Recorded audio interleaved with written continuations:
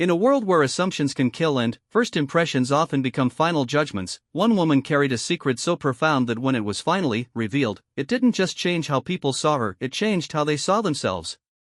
For 3 years, Sarah Chen walked the sterile corridors of Metropolitan General Hospital, her footsteps echoing against polished floors as colleagues nodded politely, patients smiled weakly, and supervisors barely acknowledged her presence. To everyone around her, she was simply another face in scrubs, another pair of hands maintaining the endless machinery that keeps a hospital running.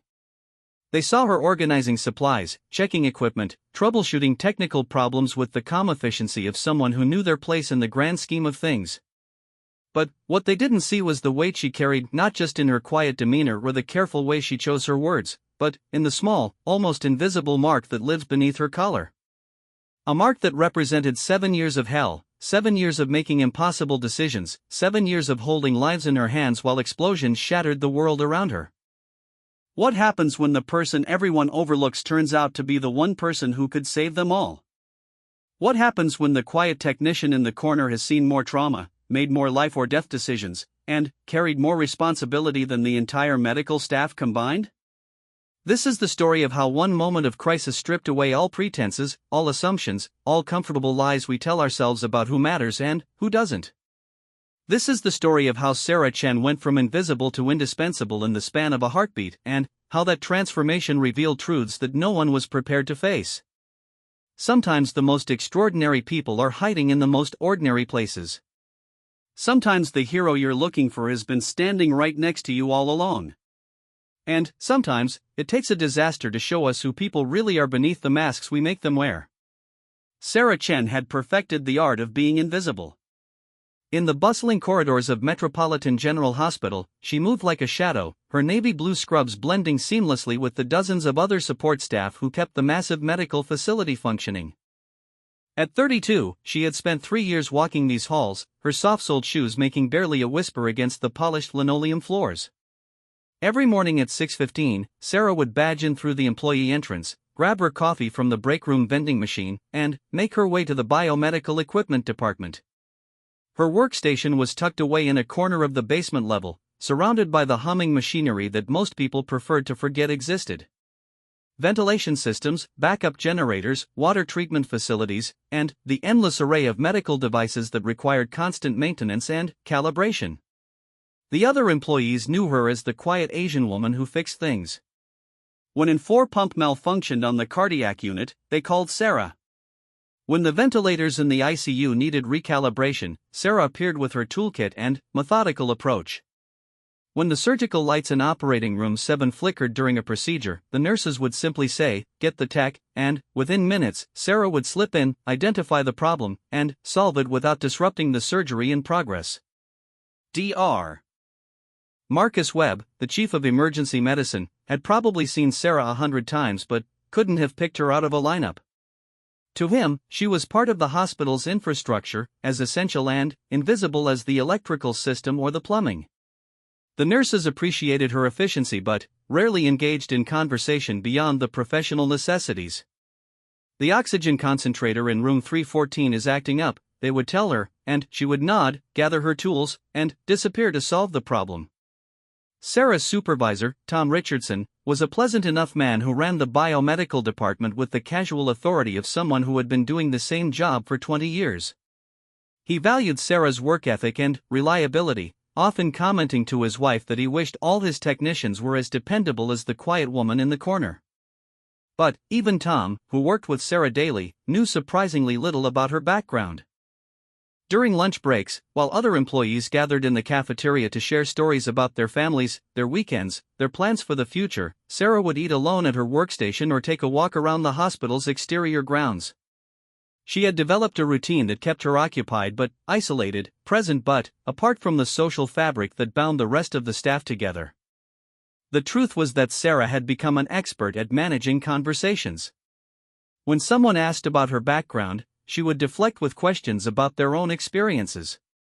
When the topic of families came up, she would mention her elderly mother in California and change the subject. When colleagues complained about the stress of their jobs, she would listen sympathetically and offer practical solutions without ever revealing what real stress looked like. Her apartment, a modest one-bedroom unit 15 minutes from the hospital, reflected the same careful neutrality as her professional persona. Clean, organized, functional. The walls were decorated with generic landscape prints that had come with the furnished rental. Her bookshelf contained technical manuals, a few popular novels, and, surprisingly, several advanced medical textbooks that she kept spine inward, their titles hidden from casual observation. In her bedroom closet, buried beneath winter clothes and forgotten seasonal decorations, was a single cardboard box that Sarah never opened anymore. Inside that box were photographs, commendations, letters from family she had helped, and a small collection of items that most people would find unremarkable but that contained entire lifetimes of meaning. A bent stethoscope. A tactical flashlight with scratches along its aluminum casing.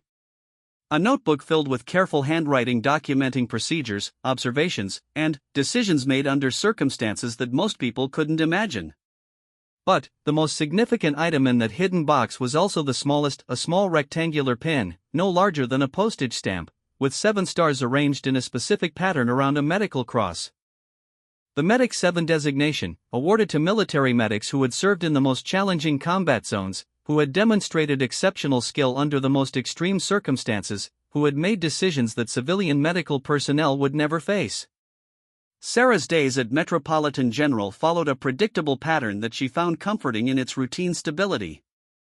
Morning equipment checks, responding to service calls, preventive maintenance, documentation, and the occasional emergency repair that required her to work quickly and efficiently while medical procedures continued around her.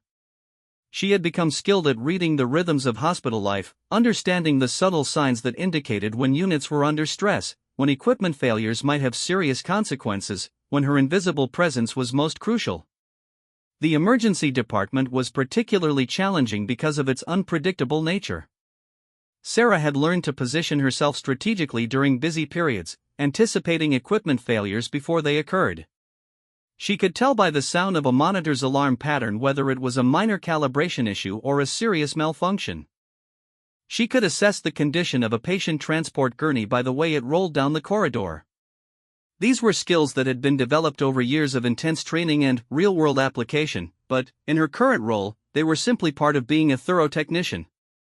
Dr. Amanda Foster, one of the emergency department residents, had noticed Sarah's unusual competence but hadn't thought much about it beyond appreciating her reliability.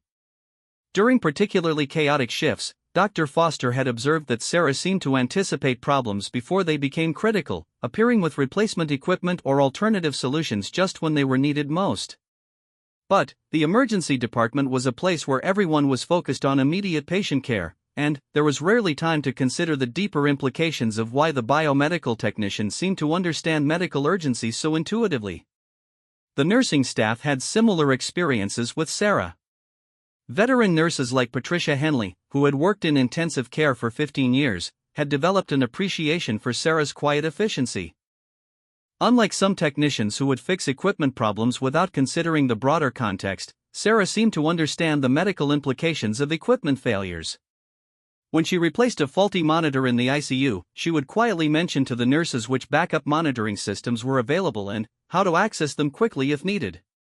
But even Patricia, who prided herself on reading people and understanding the dynamics of hospital life, saw Sarah's knowledge as simply the result of being a very good technician who paid attention to how her equipment was used.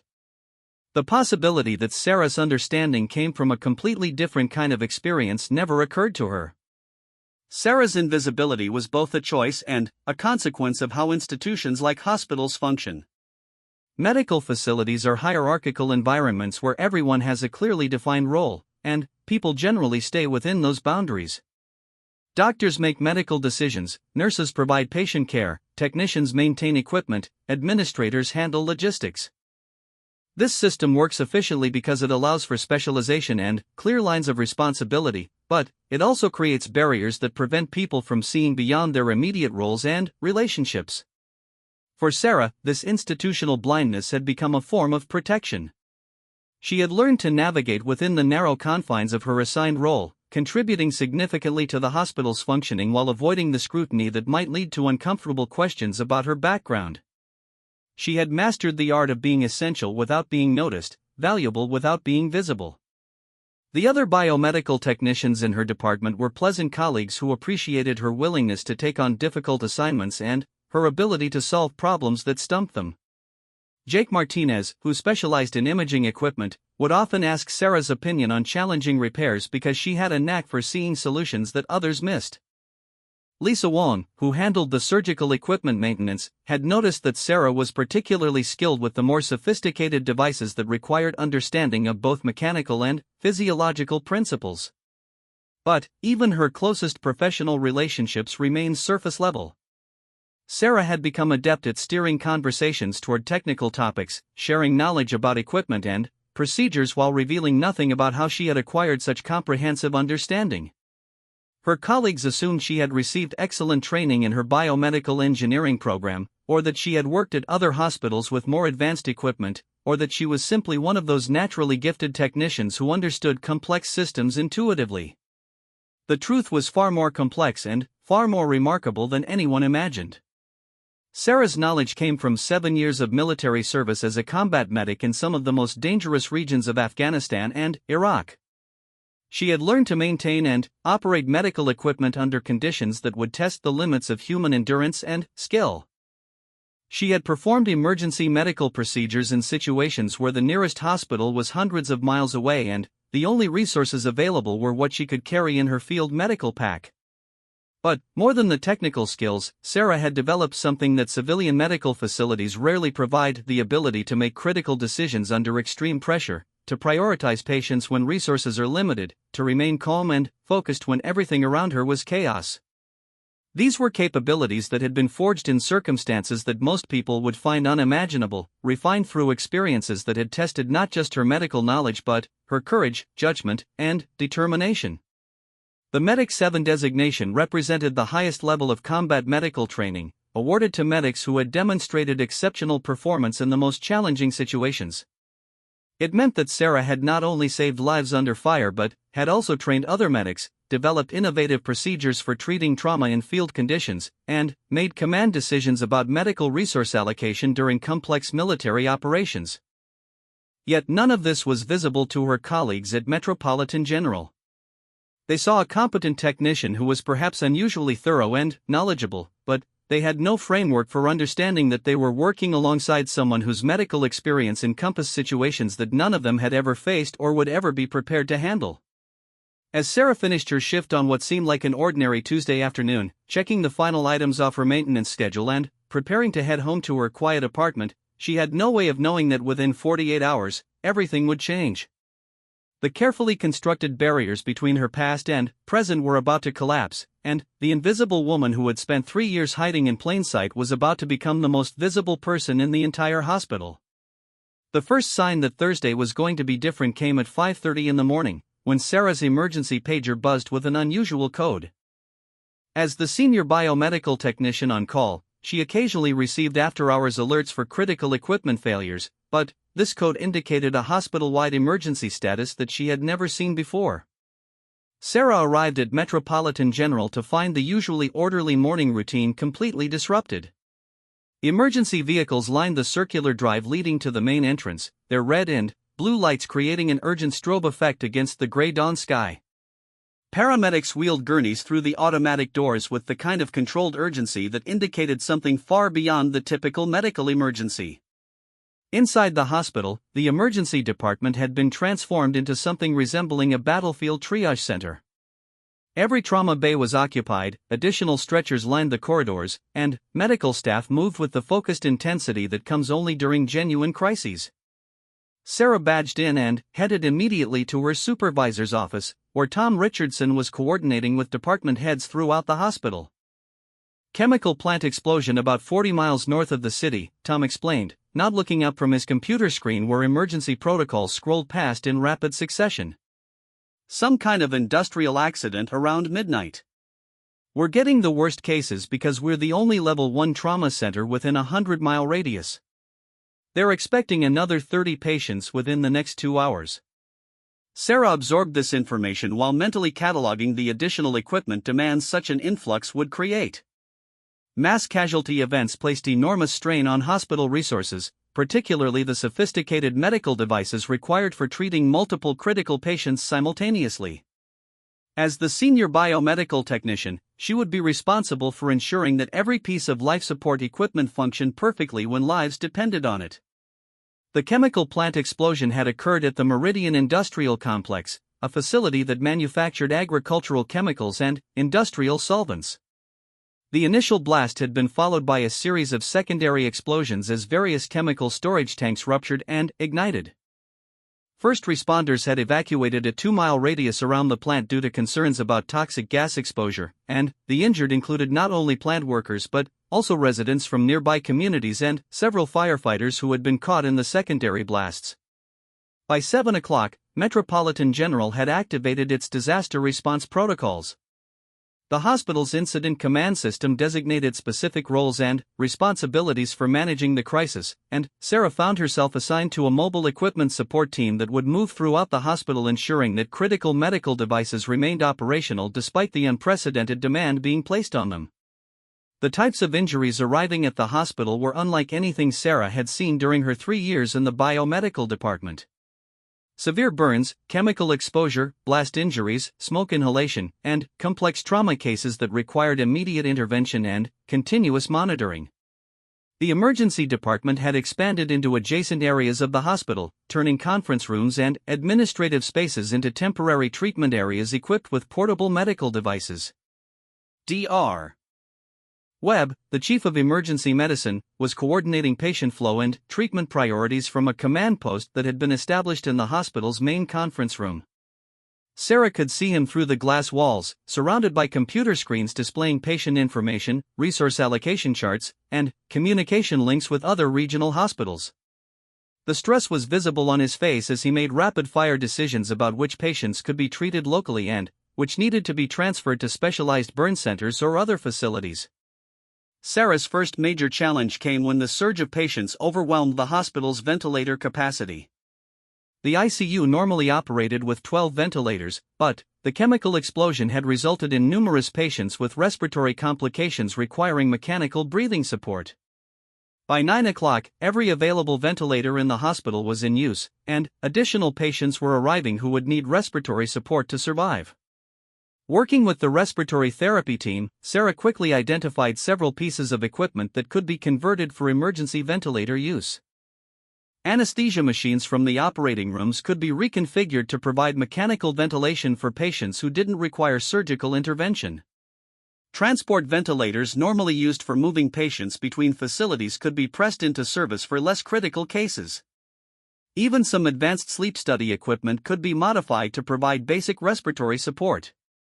But converting equipment required more than technical knowledge, it required understanding of the medical implications of each modification, the physiological needs of different types of patients, and the clinical judgment to determine which compromises were acceptable in an emergency situation. Sarah found herself making decisions that went far beyond her official job description, recommendations that directly affected patient care and treatment outcomes.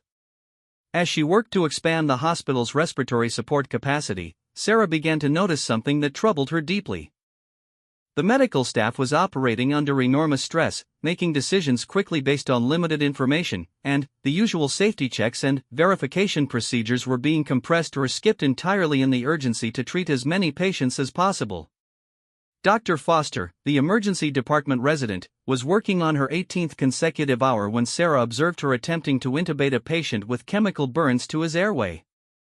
The standard laryngoscope blade wasn't providing adequate visualization due to the patient's injuries, and Dr. Foster was struggling with the procedure while the patient's oxygen levels continued to drop. Sarah could see that the doctor needed a different approach, but offering medical advice was far outside her role as a biomedical technician. The situation crystallized the fundamental challenge Sarah had been managing for 3 years.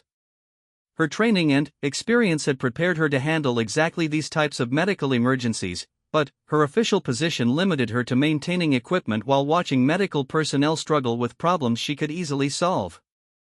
The artificial boundaries created by hospital hierarchy were preventing her from contributing her most valuable skills precisely when they were most desperately needed. Throughout the morning, Sarah continued to encounter situations where her combat medical experience could have improved patient outcomes, but her role as a technician prevented her from acting on that knowledge. She watched residents make decisions about patient prioritization that reflected their limited experience with mass casualty events. She observed nurses struggling with procedures that were routine in military field medicine but rarely encountered in civilian hospitals.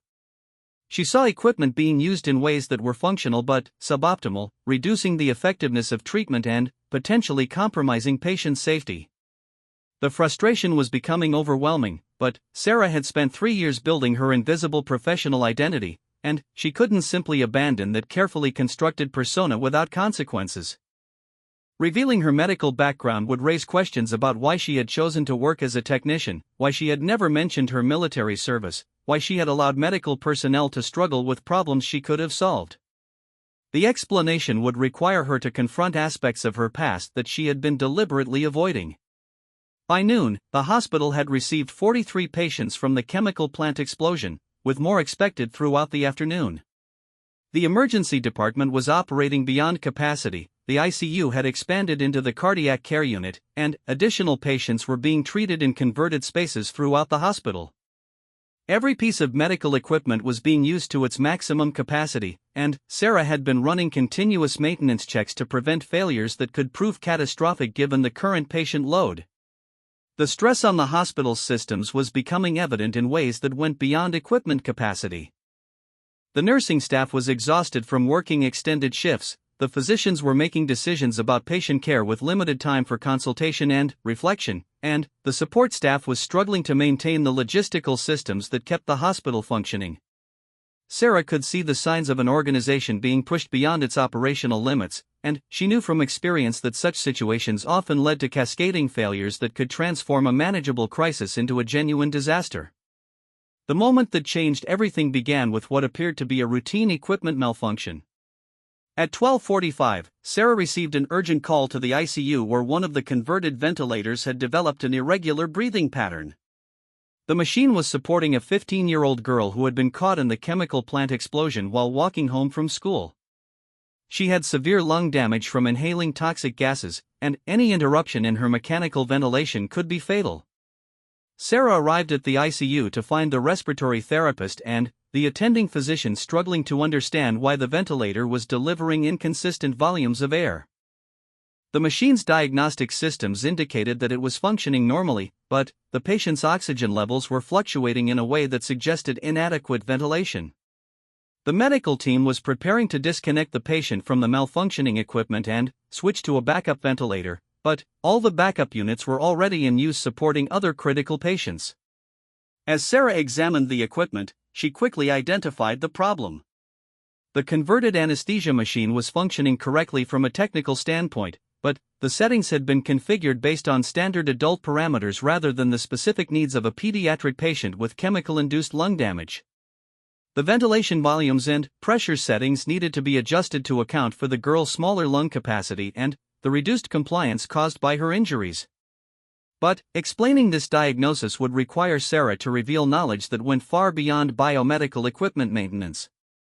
She would need to demonstrate understanding of pulmonary physiology, pediatric ventilation parameters, and the specific medical complications associated with chemical exposure. She would need to make recommendations about patient care that were clearly outside her official scope of responsibility. As Sarah looked at the 15-year-old patient unconscious, dependent on mechanical ventilation, surrounded by monitors displaying vital signs that indicated she was in critical condition, she faced a decision that would fundamentally alter her carefully constructed life at Metropolitan General. She could maintain her invisible persona and suggest that the medical team consult with a pulmonologist or transfer the patient to a facility with more specialized equipment. Or she could reveal her true capabilities and take action that might save the girl's life. The choice became unavoidable when the patient's oxygen saturation suddenly dropped to dangerous levels and the cardiac monitor began displaying the irregular rhythms that indicated her heart was being stressed by inadequate oxygenation.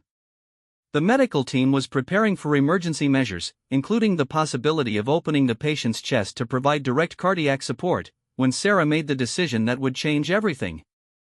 "The ventilator settings are wrong for her lung pathology," Sarah said quietly, stepping forward to adjust the machine's controls. She needs pressure-controlled ventilation with longer inspiratory times to compensate for the reduced compliance from chemical injury. Dr. Foster turned to look at Sarah with surprise. How do you know about ventilator management protocols?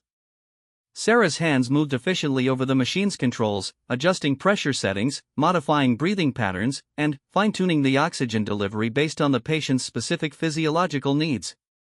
Within 30 seconds of her adjustments, the patient's oxygen levels began to improve and her cardiac rhythm stabilized. Where did you learn to do that? Dr. Foster asked, staring at Sarah with a mixture of confusion and growing recognition that something significant had just occurred. Sarah looked at the young patient, whose vital signs were now stabilizing as the properly configured ventilator provided the respiratory support she needed. Then, she looked at Dr. Foster, knowing that her answer would end 3 years of invisibility and force her to confront truths about herself that she had been avoiding. I was a combat medic, Sarah said simply. Medic 7 designation. 7 years in Afghanistan and Iraq. The words hung in the air of the ICU like a revelation that changed the meaning of everything that had come before. Dr. Foster stared at Sarah, processing the implications of what she had just learned. Around them, the sounds of the hospital continued, monitors beeping, ventilators cycling, nurses moving efficiently between patients, but something fundamental had shifted in that moment. The silence that followed Sarah's revelation lasted only seconds, but it felt like an eternity. Dr. Foster stared at her with widening eyes, processing the implications of what she had just witnessed. Around them, the ICU continued its rhythmic symphony of medical equipment, but something fundamental had shifted in the dynamic between the doctor and the woman she had always assumed was just another hospital technician. Medic 7? Dr. Foster repeated, her voice barely above a whisper. That's the highest level of combat medical certification. You've treated battlefield trauma? Sarah nodded, her attention focused on the monitors displaying the 15-year-old patient's improving vital signs. The ventilator adjustments were working perfectly, providing the precise respiratory support the girl needed while her chemically damaged lungs worked to heal. But Sarah was acutely aware that her moment of professional invisibility had ended, and she would now have to navigate the complex consequences of revealing her true background. Dr. Foster's mind was racing as she tried to reconcile this new information with everything she thought she knew about Sarah Chen. The quiet biomedical technician who fixed equipment and maintained professional distance had just demonstrated advanced knowledge of critical care medicine that surpassed what many physicians possessed. The implications were staggering, not just for their current emergency but for the 3 years that Sarah had been working at Metropolitan General. We need to talk, Dr. Foster said, but before she could continue, her attention was pulled away by an urgent call from the emergency department. Another wave of patients from the chemical plant explosion was arriving, including several children who had been exposed to toxic gases while playing in a park downwind from the industrial complex. Sarah understood that the conversation would have to wait, but she also knew that word of what had happened in the ICU would spread rapidly through the hospital. Medical facilities were communities where information traveled quickly, especially information that challenged people's fundamental assumptions about their colleagues and the institutional hierarchy they worked within. Over the next hour, as Sarah continued her equipment maintenance rounds, she noticed subtle changes in how people interacted with her. Nurses who had previously offered polite professional greetings now looked at her with curious expressions, as if trying to see something they had missed before. Technicians who had worked alongside her for years began asking questions about her background with a new intensity that made it clear the story of the ICU incident was spreading throughout the hospital. The transformation became more obvious when Patricia Henley, the veteran ICU nurse, approached Sarah in the hallway between the cardiac unit and the emergency department. Patricia had heard about the ventilator incident from Dr. Foster, and she wanted to understand how a biomedical technician had known how to save a critically ill patient when the medical team was struggling with the case. Dr. Foster told me what happened with the Peterson girl, Patricia said, referring to the 15-year-old patient who was now stable thanks to Sarah's intervention. She said you adjusted the ventilator settings based on knowledge of chemical lung injury. That's not something they teach in biomedical engineering programs. Sarah had anticipated this conversation, but she still felt unprepared for the directness of Patricia's questions. The nurse had spent 15 years in intensive care, and she had developed the ability to read people and situations with remarkable accuracy. There would be no deflecting or minimizing the significance of what had happened. "I had medical training before I became a technician," Sarah said carefully, trying to find a way to acknowledge the truth without revealing more than necessary about her military experience. "What kind of medical training?" Patricia pressed, her expression indicating that she wasn't satisfied with vague explanations. Sarah took a deep breath, knowing that her answer would fundamentally alter her relationship not just with Patricia but with everyone at Metropolitan General who learned about her background. "I was a combat medic with the Army. Served 7 years in Afghanistan and Iraq. I have experience treating trauma cases, managing respiratory emergencies, and working with limited resources under extreme conditions." Patricia stared at Sarah for a long moment, her experienced eyes taking in this information and connecting it to hundreds of small observations she had made over the years about Sarah's unusual competence and intuitive understanding of medical equipment. "Combat medic," Patricia repeated slowly. "And you've been working as a biomedical technician for 3 years, watching us struggle with cases that you could probably handle better than most of our residents." The statement hung between them, loaded with implications that neither woman was quite ready to fully address. Sarah had indeed been watching medical personnel struggle with situations that her military training had prepared her to handle, but explaining why she had chosen to remain silent would require her to confront aspects of her transition from military to civilian life that she had been avoiding. Before Sarah could respond, her emergency pager buzzed with another urgent call. This time, the alert was coming from the emergency department, where the latest wave of patients was creating new challenges that stretched the hospital's capacity even further. Sarah excused herself from the conversation with Patricia, but she knew that the questions about her background were far from over. The emergency department had been transformed into something resembling a military field hospital. Treatment areas had been established in corridors, administrative offices, and any space large enough to accommodate a gurney and the necessary medical equipment.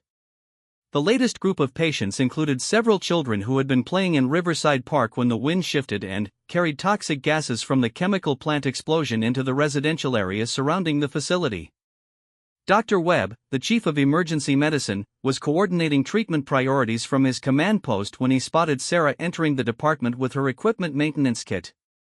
He had heard about the ICU incident from Dr. Foster, and he was beginning to understand that the hospital's quiet biomedical technician might possess capabilities that could be invaluable during the current crisis. "Chen," Dr. Webb called out, using the formal tone that indicated he was operating in emergency command mode. "I need to talk with you about your background." Sarah approached the command post, aware that this conversation would likely determine how she would be utilized for the remainder of the emergency response. Dr. Webb was known for his direct approach to problem solving and his ability to quickly assess people and situations under pressure. She knew he would want specific information about her capabilities and experience.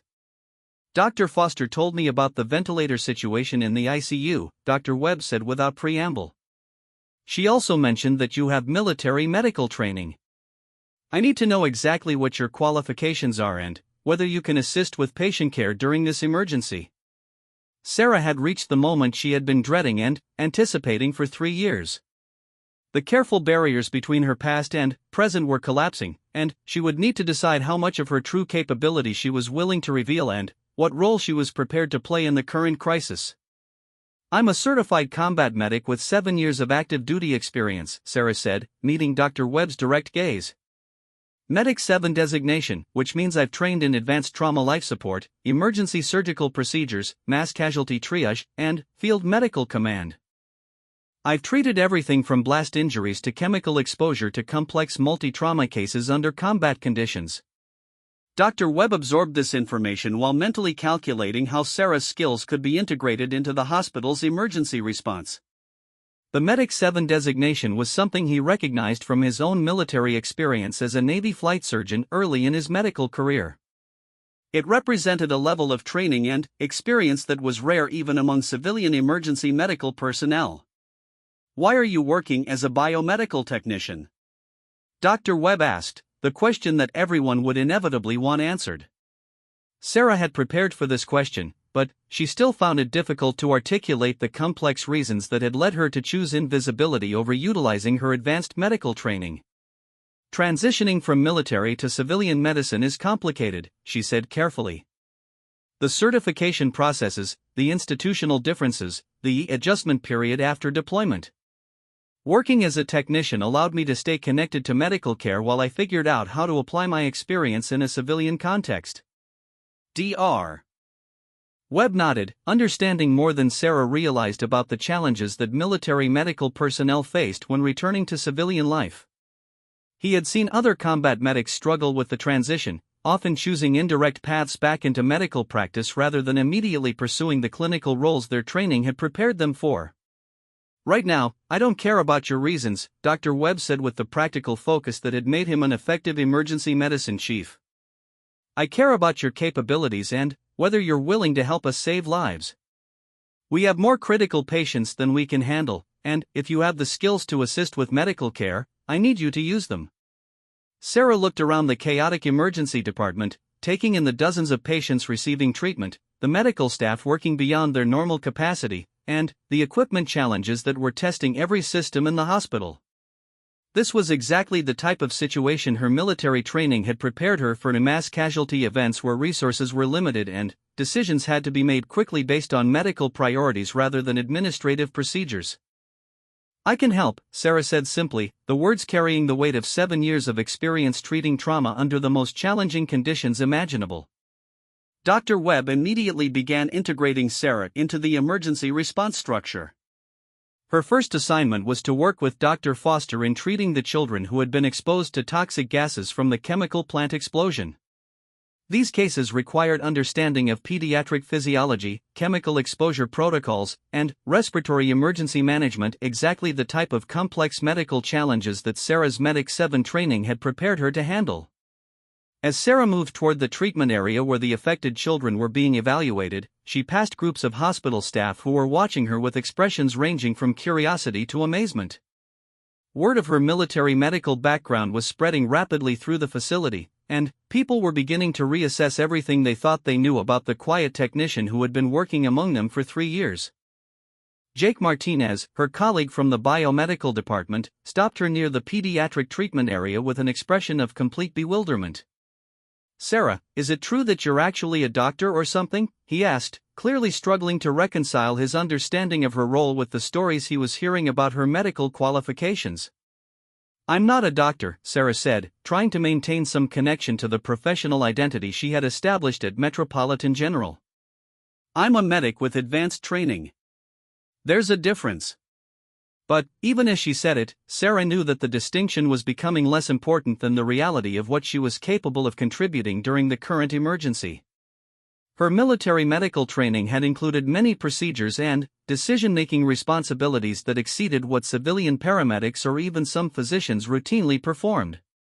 The Medic 7 designation represented a level of medical expertise that was designed to function independently in situations where traditional medical supervision and support were unavailable.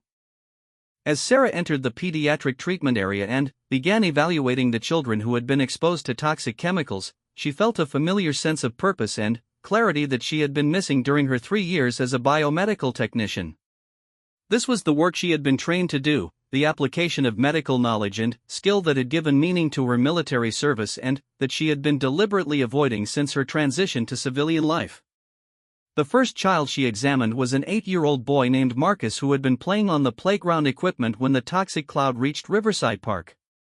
He was conscious but having difficulty breathing, and his parents were standing nearby with expressions of terror as they watched their son struggle with each breath.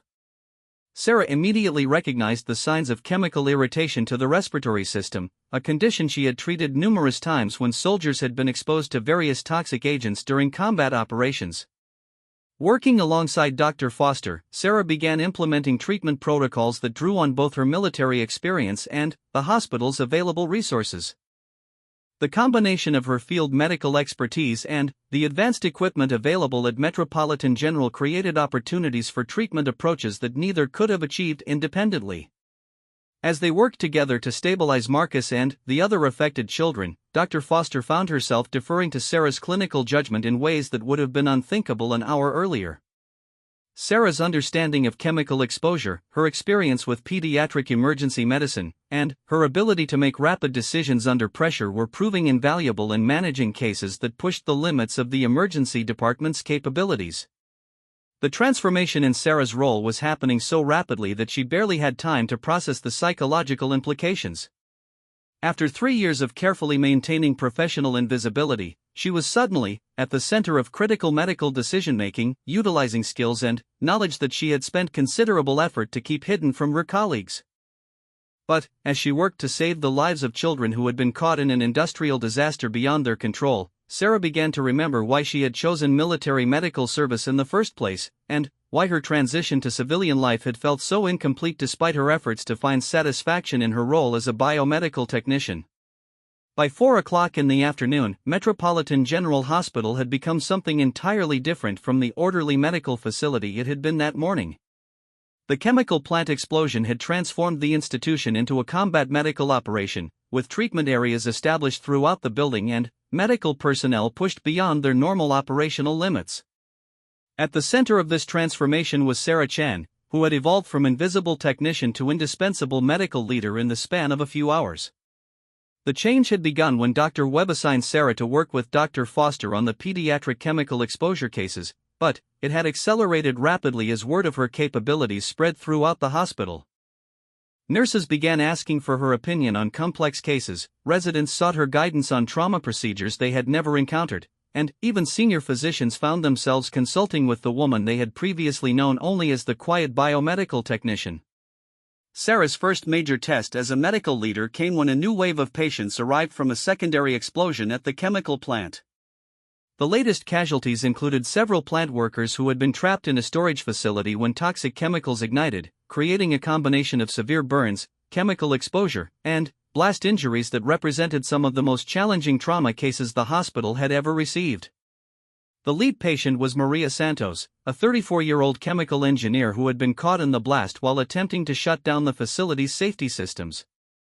She had sustained burns over 40% of her body, inhaled superheated gases that had damaged her airway, and suffered internal injuries from the pressure wave of the explosion.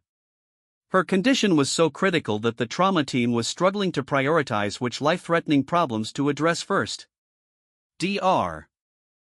Webb pulled Sarah into the trauma bay where Maria was being treated, recognizing that her military experience with blast injuries and chemical exposure could be crucial for developing an effective treatment strategy.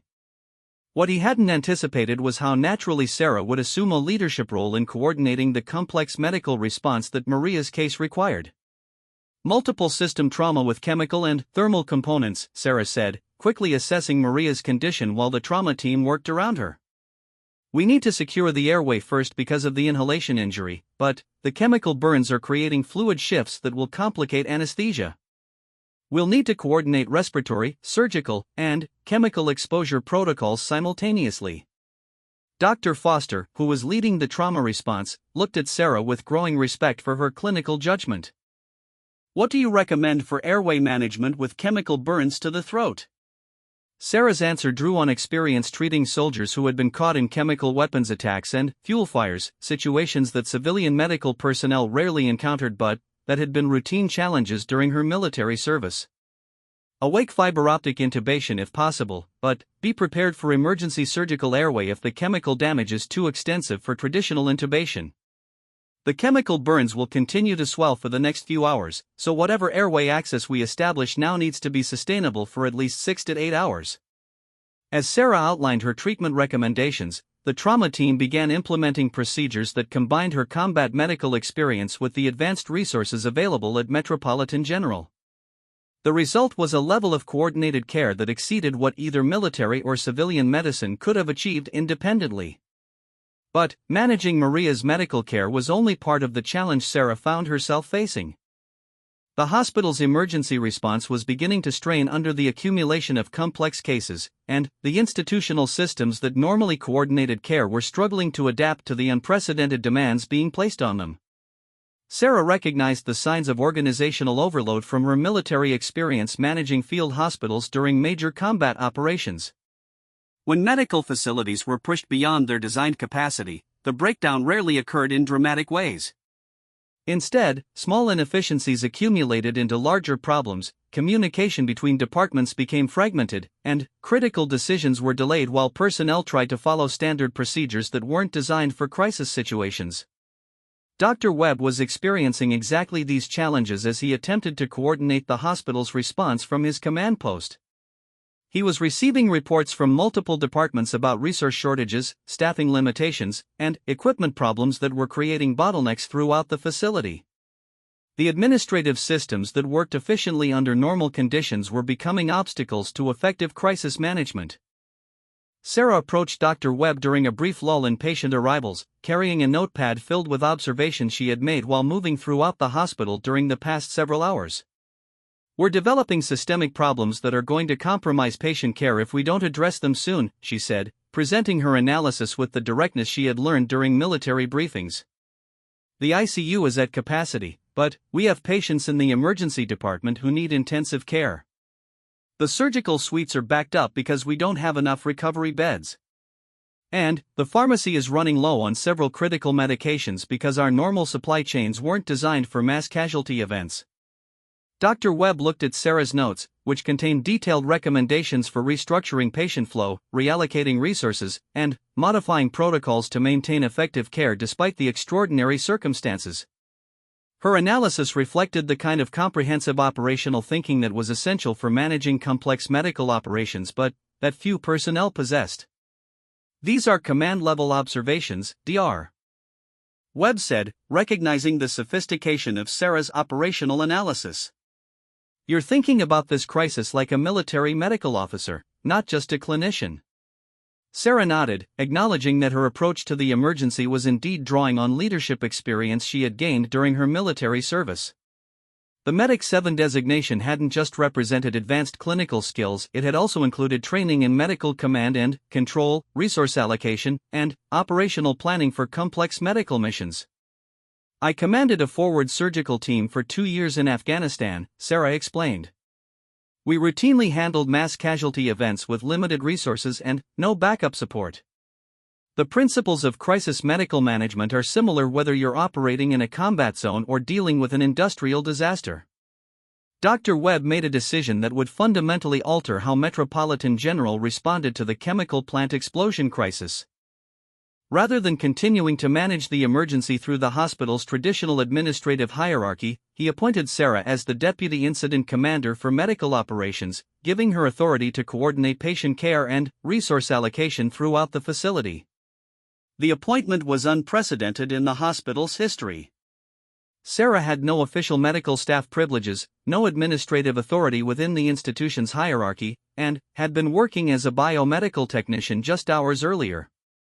But Dr. Webb recognized that her combination of clinical expertise and operational leadership experience was exactly what the crisis required.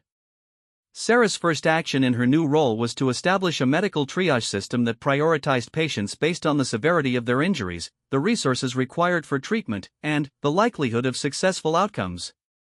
This approach was standard procedure in military medicine but represented a significant departure from the hospital's normal practice of treating patients based on arrival time and available bed space. The new triage system required Sarah to make decisions about patient care that would directly affect treatment outcomes and survival rates. She had to determine which patients would receive immediate access to the ICU, which cases could be managed with alternative care approaches, and which patients should be transferred to other facilities despite the risks associated with transport during their critical phase of treatment. These were exactly the types of decisions that Sarah had been trained to make during her military service, but implementing them in a civilian hospital environment created ethical and practical challenges that she hadn't anticipated. Unlike combat medicine, where resource limitations and battlefield conditions created clear parameters for decision-making, the civilian medical system operated under different assumptions about patient care standards and treatment obligations. Sarah's most difficult decision involved 2 patients who arrived simultaneously, both requiring immediate access to the hospital's single remaining ICU bed. The first patient was Robert Chen, a 68-year-old man who had suffered a heart attack while evacuating his home near the chemical plant. His condition was critical, but his age and underlying health problems made his long-term prognosis uncertain. The second patient was Jennifer Walsh, a 23-year-old plant worker who had severe chemical burns and respiratory damage but was young and healthy enough that aggressive treatment could potentially save her life. In military medicine, Sarah would have made this decision based on triage protocols that prioritized patients with the best chances of survival and return to function. But, in the civilian hospital environment, she had to consider family expectations, legal obligations, and institutional policies that complicated the purely medical aspects of treatment allocation. Sarah consulted with Dr. Webb and the hospital's ethics committee, but ultimately the decision was hers to make as the deputy incident commander for medical operations. She chose to admit Jennifer Walsh to the ICU while arranging for Robert Chan to receive intensive monitoring and care in a converted treatment area staffed with additional nursing support. The decision reflected the kind of clinical judgment that Sarah had been making for 7 years during her military service, but implementing it at Metropolitan General required her to explain her reasoning to families, medical staff, and administrators who weren't familiar with mass casualty triage protocols. As the afternoon progressed, Sarah found herself coordinating medical care throughout the hospital while simultaneously managing the operational challenges created by the unprecedented patient load. She worked with the pharmacy to prioritize medication distribution, collaborated with the respiratory therapy department to optimize ventilator utilization, and established communication protocols that kept all departments informed about resource availability and patient status changes. The most rewarding aspect of her expanded role was the opportunity to mentor other medical personnel who were encountering trauma cases and emergency procedures outside their normal experience. Dr. Foster had never treated chemical exposure cases before the current crisis, but working with Sarah provided her with intensive training in recognizing and managing the complex medical complications associated with toxic chemical exposure. Similarly, several of the ICU nurses were learning advanced procedures for managing blast injury patients, techniques that they would never have encountered during their normal civilian practice but that were essential for providing optimal care during the current emergency.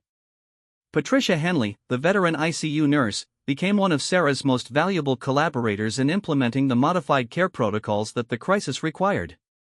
Patricia's 15 years of intensive care experience, combined with Sarah's military medical background, created a partnership that enabled them to manage complex cases that neither could have handled independently.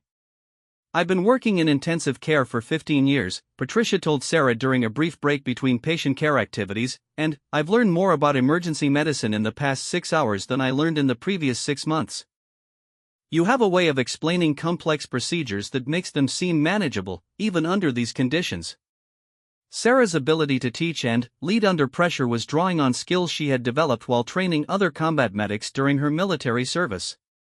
The Medic 7 program had included extensive instruction in medical education and leadership, preparing senior medics to function as teachers and mentors for junior personnel who were encountering combat medical challenges for the first time.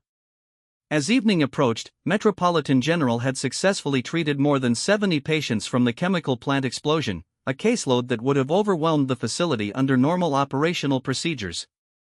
The success was largely attributable to the modified protocols and resource allocation strategies that Sarah had implemented, approaches that drew on military medical doctrine but were adapted to the capabilities and constraints of the civilian hospital environment.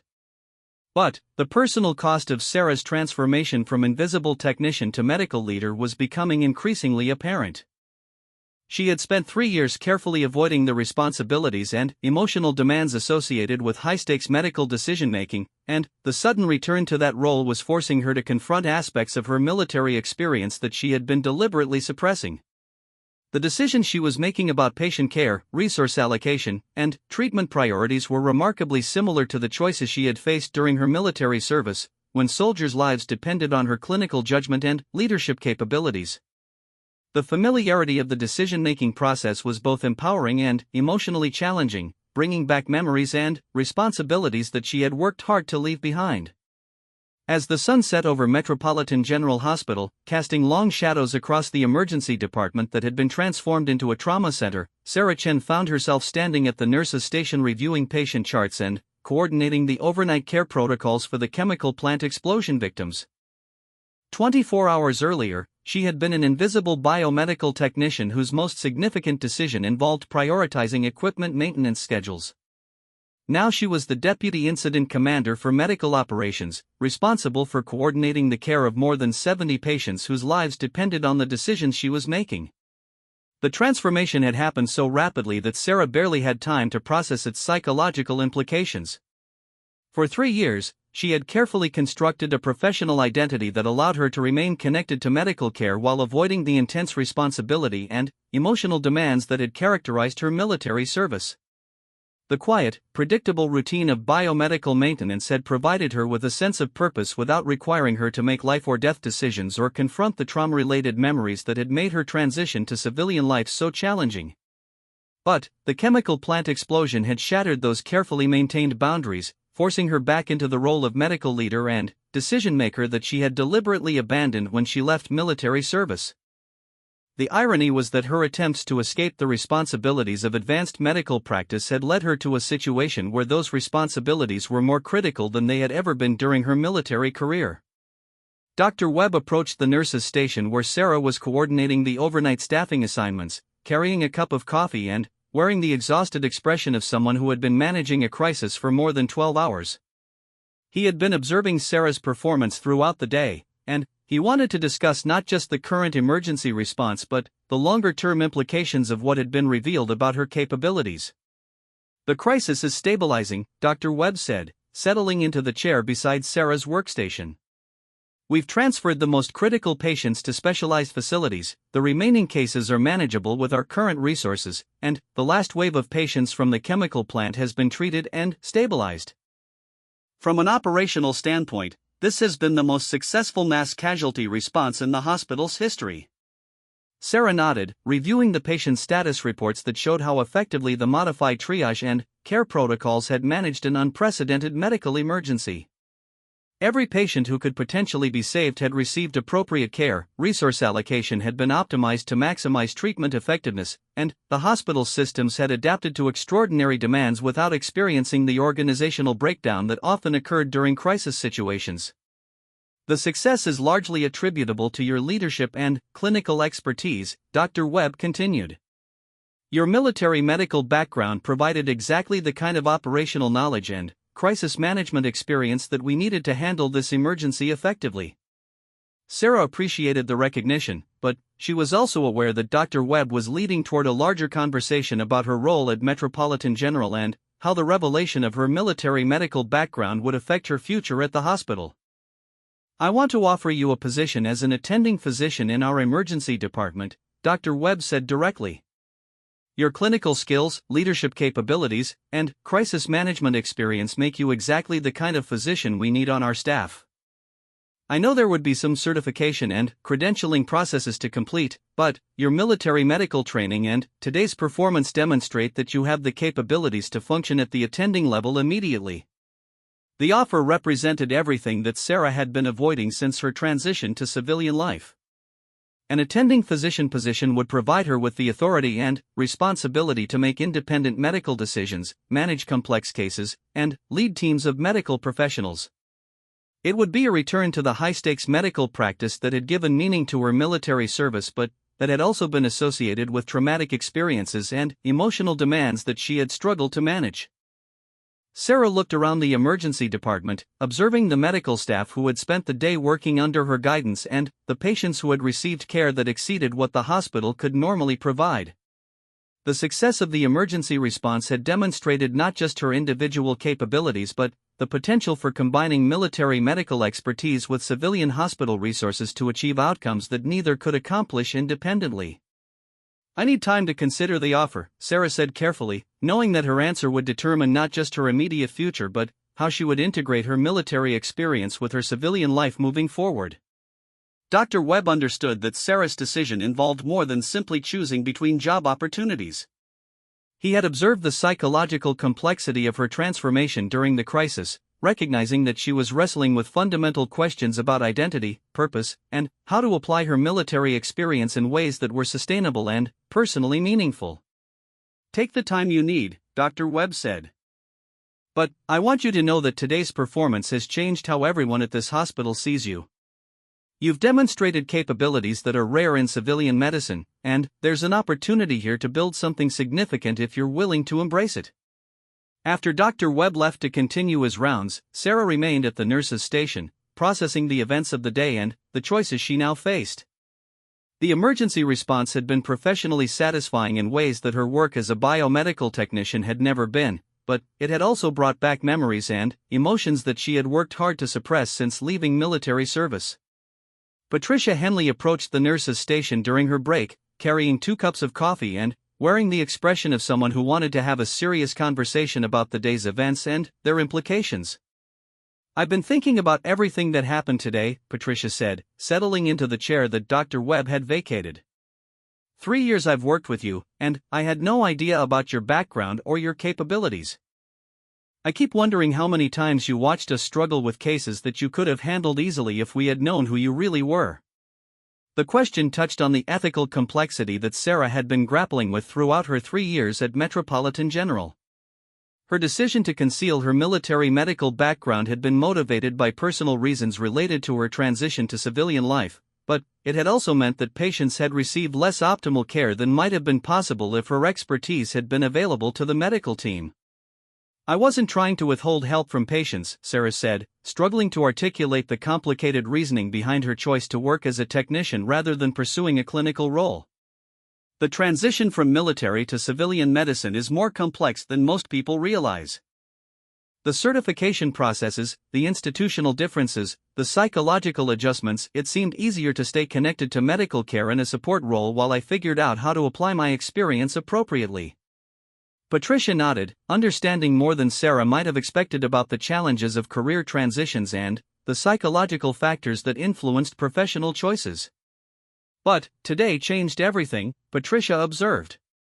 "You didn't just demonstrate that you have advanced medical skills, you showed that you're a natural leader who can coordinate complex emergency responses and make decisions that save lives under extreme pressure. Those are capabilities that this hospital needs, especially if we're going to face more emergencies like today's." The conversation was interrupted by Dr. Foster, who had been working continuously for more than 18 hours and was finally taking a break to process the extraordinary day she had experienced. Her interaction with Sarah during the crisis had been professionally transformative, providing her with intensive training in emergency procedures and clinical decision-making that would influence her approach to medicine for the rest of her career. "I wanted to thank you for today," Dr. Foster said to Sarah. "Working with you has taught me more about emergency medicine than any textbook or lecture could have provided. The way you analyzed complex cases, prioritized treatment decisions, and coordinated care under pressure, it was like getting a masterclass in crisis medicine from someone who has actually faced every possible medical challenge." Sarah appreciated Dr. Foster's recognition, but she was also aware that her teaching role during the crisis had been one of the most satisfying aspects of the emergency response. Training other medical personnel, sharing knowledge gained through her military experience, and helping them develop capabilities they could apply in future challenging situations had provided her with a sense of purpose that was missing from her work as a biomedical technician. As the evening progressed, Sarah found herself having similar conversations with medical staff throughout the hospital. Nurses who had worked with her during the crisis wanted to understand her background and express appreciation for the knowledge she had shared. Residents who had observed her clinical decision-making were eager to learn from her experience and understand how her military medical training had prepared her for situations they had never encountered. Even senior physicians were expressing interest in learning about the crisis management techniques and operational approaches that Sarah had implemented during the emergency response. The cumulative effect of these interactions was to make Sarah realize that her attempts to isolate her military experience from her civilian life had prevented her from contributing her most valuable capabilities to the medical community. The knowledge and skills she had gained during 7 years of combat medical service represented resources that could benefit countless patients and medical personnel, but only if she was willing to make them available through active clinical practice and medical education. But embracing that role would require Sarah to confront aspects of her military experience that she had been avoiding since her transition to civilian life. The combat medical situations that had provided her with unparalleled training had also exposed her to traumatic experiences and moral challenges that continued to influence her psychological and emotional well-being. Returning to high-stakes medical practice would mean accepting responsibility for life-or-death decisions and managing the stress and emotional demands that had been part of what made her military to civilian transition so difficult. Sarah's contemplation was interrupted by a call from the ICU, where 15-year-old Amanda Peterson, the girl whose life Sarah had saved by adjusting her ventilator settings, was waking up for the first time since the chemical plant explosion. The girl's parents had been waiting by her bedside for more than 12 hours, and the nurses wanted Sarah to be present when Amanda regained consciousness because her recovery was directly attributable to Sarah's medical intervention. Standing beside Amanda's bed, watching the teenager open her eyes and take her first independent breaths since the chemical exposure, Sarah experienced a profound sense of clarity about her choices and her future. This was why she had chosen military medical service originally, the opportunity to use advanced medical knowledge and skills to save lives and reduce suffering. The satisfaction she felt in seeing Amanda's recovery was identical to the feelings that had motivated her throughout her military career, and that had been missing from her 3 years as a biomedical technician. Amanda's mother grasped Sarah's hand, tears streaming down her face as she expressed gratitude for the medical intervention that had saved her daughter's life. The family had learned about Sarah's role in Amanda's care from Dr. Foster, and they understood that their daughter's survival was directly attributable to Sarah's military medical expertise and willingness to act beyond her official job description. "Thank you for saving our daughter," Amanda's father said, his voice breaking with emotion. Dr. Foster told us that you saw something the other doctors missed, that your experience in the military taught you how to help her when the standard treatments weren't working. As Sarah looked at Amanda, who was now breathing normally and beginning to respond to her parents' voices, she understood that her choice about Dr. Webb's offer would determine whether she would continue to have opportunities to use her medical expertise to save lives or whether she would return to the safety and limitations of her biomedical technician role. The decision represented more than simply choosing between job opportunities. It was about how she would integrate her military experience with her civilian life, whether she would allow her traumatic memories to limit her contributions to medical care, and how she would define her professional identity moving forward. Standing in the ICU, surrounded by the sophisticated medical equipment she had been maintaining for 3 years and the patients whose lives had been saved through the combination of her military expertise and the hospital's resources, Sarah made her choice. The next morning, she walked into Dr. Webb's office and accepted the position as attending physician in the emergency department. But she also proposed expanding her role to include developing crisis response protocols for the hospital, training medical staff in mass casualty management, and establishing educational programs that would share military medical knowledge with civilian healthcare providers. Sarah's transformation from invisible technician to medical leader was complete, but it represented the beginning rather than the end of her contribution to Metropolitan General Hospital. Her military experience, combined with the hospital's resources and her newfound willingness to embrace leadership responsibilities, created opportunities to improve emergency medical care not just for their facility but for the broader medical community. 6 months later, Metropolitan General had become a regional training center for crisis medical response, with Sarah leading educational programs that prepared medical personnel throughout the region for mass casualty events and complex emergency situations. Her military medical expertise was no longer hidden behind the role of biomedical technician but was being actively shared with hundreds of medical professionals who could apply that knowledge to save lives in their own communities. The Medic 7 designation that Sarah had carried silently for 3 years had become the foundation for a new model of civilian emergency medicine that combined the best aspects of military and hospital-based medical practice. And Sarah had discovered that integrating her military experience with her civilian life, rather than hiding from it, provided her with the sense of purpose and professional satisfaction that had been missing since her transition from military service. The chemical plant explosion had revealed not just Sarah's individual capabilities but the potential for military medical expertise to enhance civilian healthcare in ways that benefited entire communities. And, for Sarah, it had provided the opportunity to finally answer the question that had been troubling her since leaving military service: how to use her hard-earned medical knowledge and leadership skills to continue serving others while building a sustainable and meaningful civilian life.